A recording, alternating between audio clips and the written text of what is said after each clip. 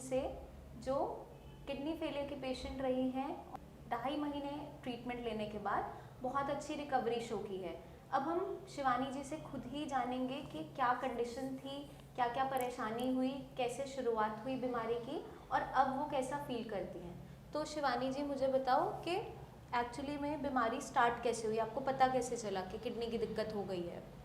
मेरी डिलीवरी हुई थी डॉक्टर, तभी मेरा यूरिन आना बंद हुआ, मेरी हर पार्ट पे जैसे अफेक्ट हुआ था उस टाइम पे। ठीक है। इन्फेक्शन हो गया था बॉडी में, हार्ट भी डैमेज कुछ हद तक और किडनी भी। और 9 मंथ्स उस टाइम पे कंप्लीट हो गए थे नहीं, प्रेगनेंसी 8 मंथ हुआ था, 9 स्टार्ट हुआ 9 था। स्टार्ट हुआ था प्रेगनेंसी के था 9 फर्स्ट डे था। प्रेगनेंसी के दौरान कोई बीपी का आपको हिस्ट्री कभी नहीं रही है?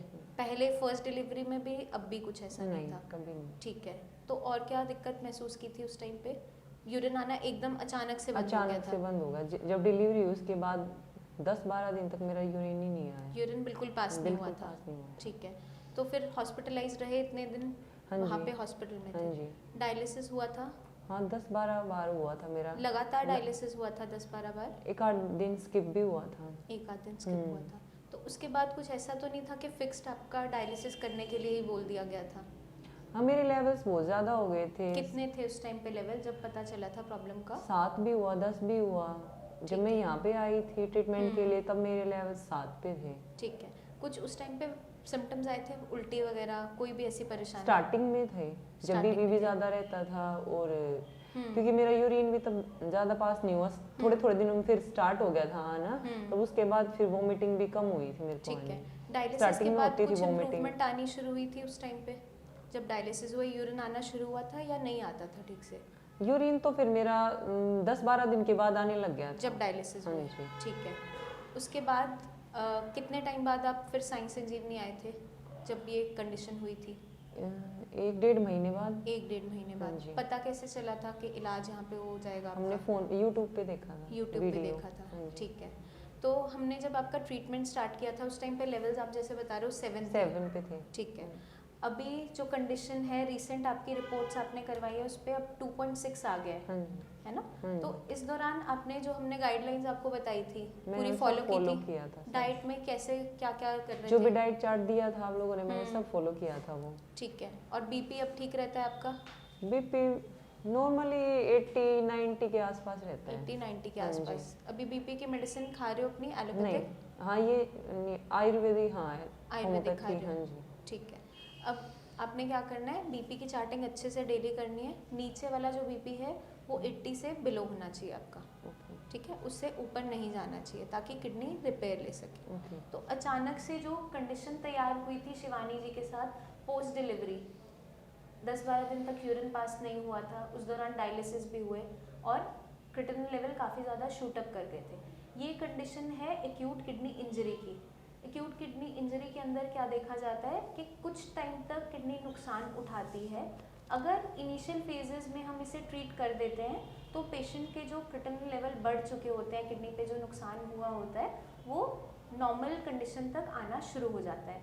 अभी पेशेंट को ऑलमोस्ट 2.5 मंथ्स हो गए हैं KFRT ट्रीटमेंट लेते हुए। पेशेंट के लेवल 7 से अब जाके 2.6 हो गए हैं। आगे हम उम्मीद कर रहे हैं कि नॉर्मल वैल्यूज़ तक आ जाएंगे और जो प्रोटीन लॉस अब 1+ में आ रहा है वो भी कंट्रोल होना शुरू हो जाएगा।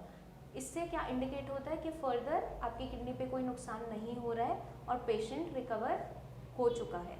बट हमें कुछ चीज़ों का ध्यान रखना होता है। एक्यूट किडनी इंजरी की जो कंडीशन है इनिशियल फेज में अगर अनट्रीटेड चली जाती है, हम इस चीज़ पे ध्यान नहीं देते हैं, तो आगे चल के क्रॉनिक किडनी डिजीज़ में यही कंडीशन कन्वर्ट हो जाती है। तो हमें सबसे ज़्यादा क्या ध्यान रखना है कि अगर पेशेंट को हाई ब्लड प्रेशर का कोई भी इशू आ रहा है उसको मेंटेन करना ज़रूरी है। तो अब शिवानी जी आप भी अपनी बीपी की चार्टिंग डेली करोगे। डायस्टोलिक बीपी नीचे वाला जो लेवल होता है, नॉर्मली जैसे 120-80 होता है, तो आपके लिए हमें नीचे वाला जो 80 है वो लोअर साइड ही चाहिए, 90 तक वो नहीं जाना चाहिए। तो हम नमक को मैनेज करते हुए बीपी की मेडिसिन के साथ में सेंधा नमक लेना है, बहुत लाइट लेना है। ठीक है, बिल्कुल लाइट। बट अभी भी अगर 90 जा रहा है तो हमें ध्यान देना पड़ेगा, मेडिसिन की हेल्प से उसको मैनेज करना पड़ेगा। तो अभी हमने देखा शिवानी जी के केस में, एक्यूट किडनी इंजरी के केस में बहुत अच्छी रिकवरी शो की है पेशेंट ने।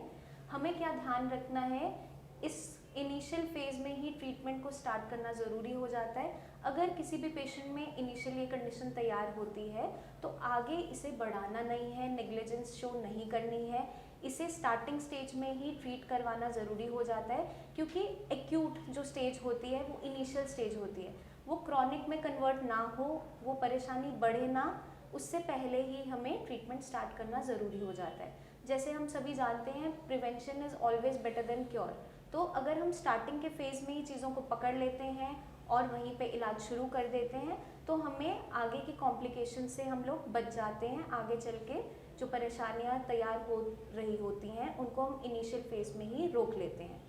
तो हर एक पेशेंट से यही रिक्वेस्ट है कि अगर आपको कोई भी ऐसे सिम्टम्स आ रहे हैं या आप नोट कर रहे हो कि मेरे किडनी में कोई परेशानी तैयार हो रही है, यूरिन के अंदर झाग बन रहा है, प्रोटीन आ रहा है, KFT डीरेंज होना शुरू हो गया है, क्रिएटिनिन बढ़ना शुरू हो गया है, BP शूट अप कर रहा है, तो आपने इसको बिल्कुल भी हल्के में नहीं लेना है।